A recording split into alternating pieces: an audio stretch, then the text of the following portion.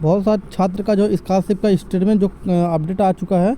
Update यहाँ पर देखिए कुछ इस तरीके से आया है, जहाँ पे यहाँ पर देखिए करंट स्टेटमेंट जो प्रॉब्लम देखने को मिला। सबसे पहले मैं बता देता हूँ कि यहाँ पर देखिए प्रॉब्लम क्या है।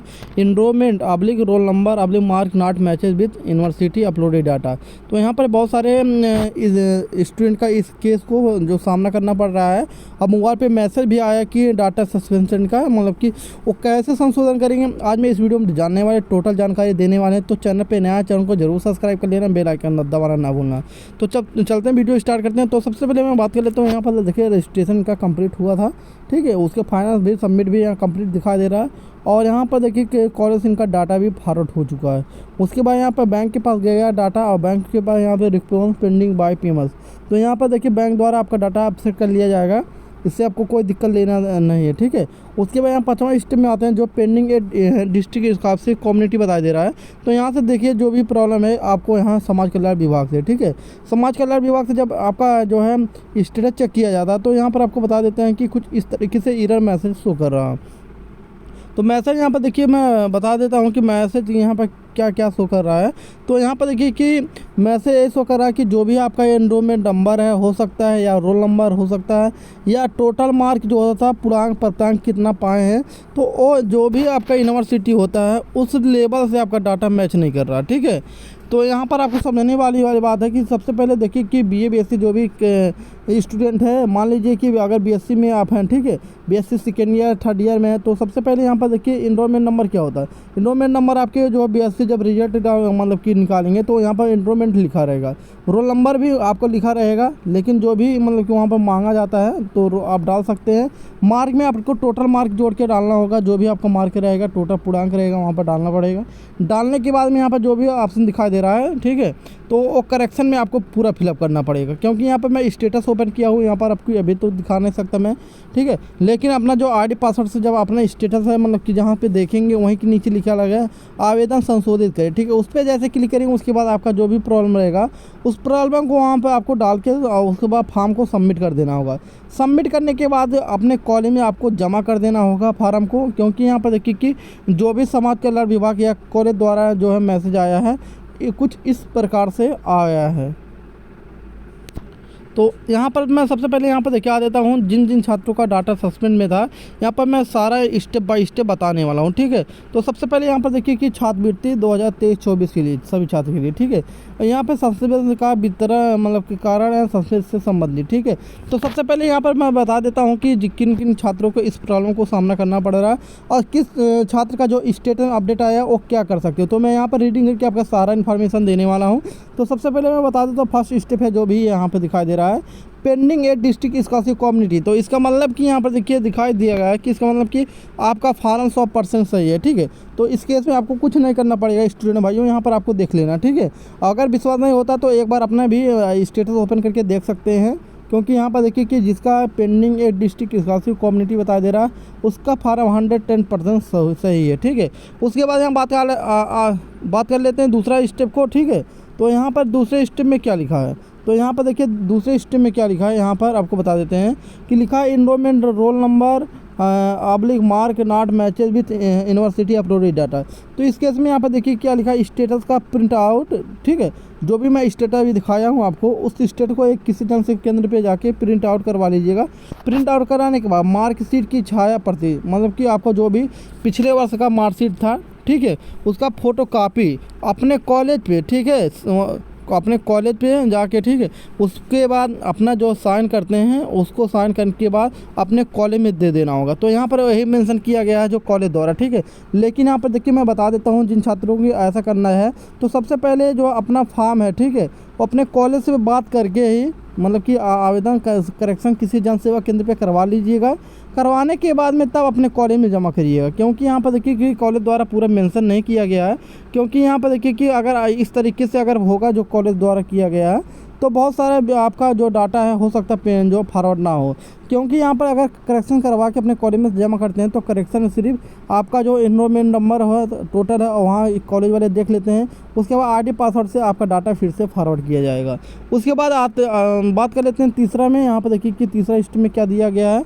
तो तीसरे स्टेप में high school UP board CBSE board data mismatch. तो यहाँ पर देखिए कि सबसे पहले मैं बता देता हूँ कि ऐसा प्रॉब्लम क्यों आता है। तो यहाँ पर देखिए कि कुछ छात्र का ऐसा था, ठीक है, कि जो हाई स्कूल का डिटेल था जो है जैसे मान लीजिए कि रोल नंबर हो गया, ठीक है, जो है रोल नंबर हो गया, या यूपी बोर्ड या CBSE बोर्ड से पढ़ रहे हैं, मान लीजिए आप CBSE बोर्ड से पढ़ रहे हैं तो यूपी आवेदन करते समय यूपी बोर्ड डाल दिया, तो उस केस में ऐसी जो प्रॉब्लम आ गया है, ठीक है, तो इस प्रॉब्लम को आपको मतलब कि सही कर सकते हैं अपने स्वयं, और कॉलेज पे देने की कोई ज़रूरत नहीं है। लेकिन यहाँ पर जब आपका रसीद निकल जाएगा तो कॉलेज पे आपको देना ज़रूरी है, ठीक है। उसके बाद बात कर लेते हैं चौथा में, जहाँ पर यहाँ पर दिखाई दे रहा है डुप्लीकेट, ठीक है। चौथा में दिया गया है कि डुप्लीकेट इनकम सर्टिफिकेट। तो यहाँ पे बहुत सारे जो है स्टूडेंट के स्टेटमेंट जो डुप्लीकेट इनकम सर्टिफिकेट आ रहा है, तो इस प्रॉब्लम को कैसे मतलब कि सॉल्व करना होगा इस वीडियो में आपको मैं बताने वाला हूँ। तो सबसे पहले यहाँ पर दिया गया है कॉलेज द्वारा कि घर में एक से अधिक फार्म में पिता का आय प्रमाण पत्र लगा होगा, ठीक है। तो यहाँ पर आपको देखिए कि ध्यान से देखना होगा, इसलिए कॉलेज से बात करके एप्लीकेशन और आय प्रमाण पत्र की छाया जमा करें।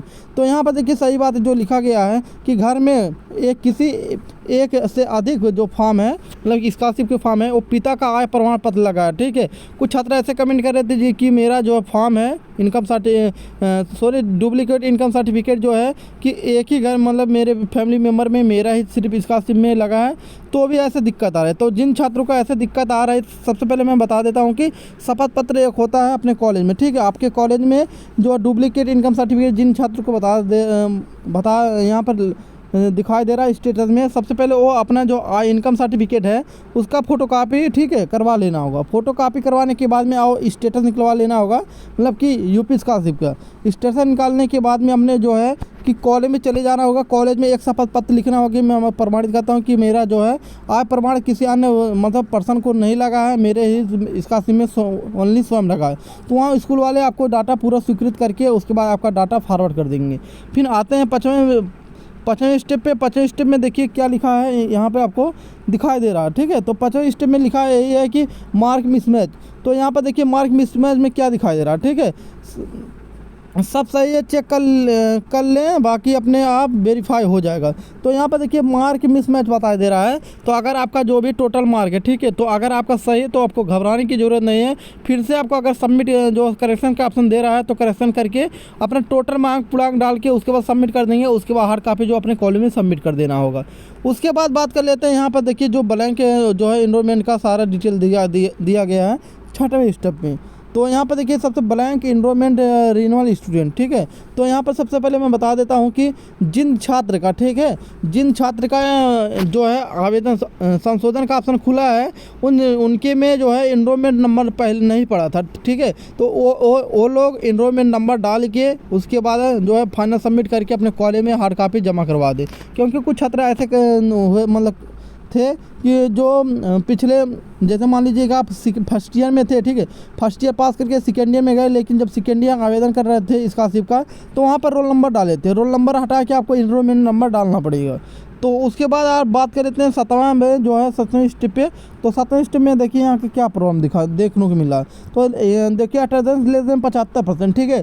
तो यहाँ पर जिन छात्र का 75% से नीचे उनका स्कॉलरशिप नहीं आएगा, और यहाँ पे मतलब कॉलेज से द्वारा बताया गया कि कॉलेज से बात करो, उपस्थित 75% से अधिक करवाओ, ठीक है। तो यहाँ पर अगर देखिए अपने कॉलेज में बात कर लीजिए, अगर परसेंटेज बढ़ रहा तो आप बढ़वा लीजिएगा, नहीं बढ़ रहा तो ये हो सकता है आपका स्कॉलरशिप ना आए, ठीक है। क्योंकि 75% गवर्नमेंट है, ऊपर मांगा है कि अटेंडेंस जो है स्टूडेंट का रहना चाहिए। उसके बाद यहाँ पर देखिए कि जो है 8वां स्टेप है जो है यहाँ पर लिखा है without institute registration on NSP portal तो आर नॉट। तो यहाँ पर देखिए क्या लिखा है, ठीक है। तो सबसे पहले मैं तो ये आपको रिलेशन नहीं है कॉलेज से बताना होगा कि कॉलेज, ठीक, कॉलेज नेशनल स्कॉलरशिप पोर्टल पर रजिस्टर नहीं है या नहीं। तो यहाँ पर देखिए सबसे पहले मैं बता देते हूँ, कुछ छात्र ऐसे हैं जो मतलब कि अपना जो है स्कॉलरशिप जो है वो NSP पोर्टल से कर लिए हैं, ठीक है। कुछ छात्र ऐसे होते हैं, मान लीजिए जैसे आपका स्कूल है, ठीक है, वो स्कूल पे यूपी जो है यूपी स्कॉलरशिप के मतलब साइट से नहीं करते हैं, नेशनल पोर्टल से करते हैं, ठीक है। NSP मतलब नेशनल पोर्टल एक जो है छात्रवृत्ति का है, उस पोर्टल से करते हैं आवेदन। तो उसके इसमें हमने जो है तो अपने जो कॉलेज में संपर्क करके पूछना है कि नेशनल पोर्टल पे जो है वेबसाइट पे आपका जो है स्कूल है या नहीं है, वहाँ पे आपको जानकारी मिल जाएगा स्कूल। तो ठीक है, तो आते हैं नवे स्टेप पे। यहाँ पर नवे स्टेप पे बता देता हूँ कि क्या क्या मतलब करना होगा। तो यहाँ पर देखिए दिया गया है कि 75 से कम, ठीक है, जिन छात्र का 75 से कम है, तो यहाँ पर दिया गया जिनका रिजल्ट गत वर्ष 55 से कम है, तो वो कॉलेज से बात करके जो जानकारी है उसका हिसाब से 55% कम पर स्कॉलरशिप नहीं आती है, DWO से रिजेक्ट कर दिया जाएगा। तो ये अगले साल भी ऐसा हुआ था कुछ छात्र का, जिसका छात्र का 55% से डाटा है, मतलब कि जो है रिजल्ट 55% नीचे आया था। उस केस में जो है DWO मतलब कि समाज कल्याण विभाग द्वारा उनका डाटा है वो रिजेक्ट कर दिया गया था स्कॉलरशिप की। तो यहाँ पर कुछ छात्र ऐसे मतलब गलती कर मतलब किए थे कि जिसका 55% से मतलब हाई स्कूल में या इंटर में 55% से कम है, उनका भी जो है फार्म और DWA से मतलब कि उनका डाटा रिजेक्ट किया जाएगा। और यहाँ पर देखिए कि नोट में यहाँ दिया गया सारा, यहाँ पे डिटेल में शो कर रहा है, ठीक है। तो यहाँ पर देखिए नोट में 10वां में लिखा है, जिनके फार्म में संशोधन का ऑप्शन नहीं है उनका फार्म सही है, स्टेट में कुछ भी शो होगा हो परेशान ना होना, अपने आप वेरीफाई हो जाएगा। तो ठीक है, तो पहला यहाँ पे स्टेप दे दिया गया है कि जिन छात्र का फार्म में कोई ऑप्शन नहीं शो कर रहा है, ठीक है, सही करने का, उनका परेशान होने की ज़रूरत है। स्टेट में कोई भी अपडेट आ रहा है तो उसको घबराने की ज़रूरत है, ऑटोमेटिक सही हो जाएगा।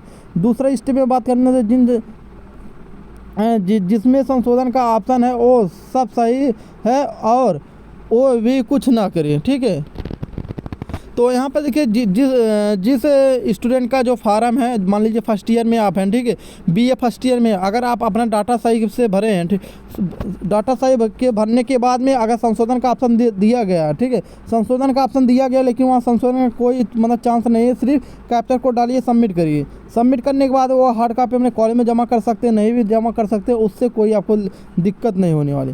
फिर आते हैं तीसरा स्टेप पे, जिनके फॉर्म में गलती है संशोधन का प्रिंट जमा करेगी, ठीक है।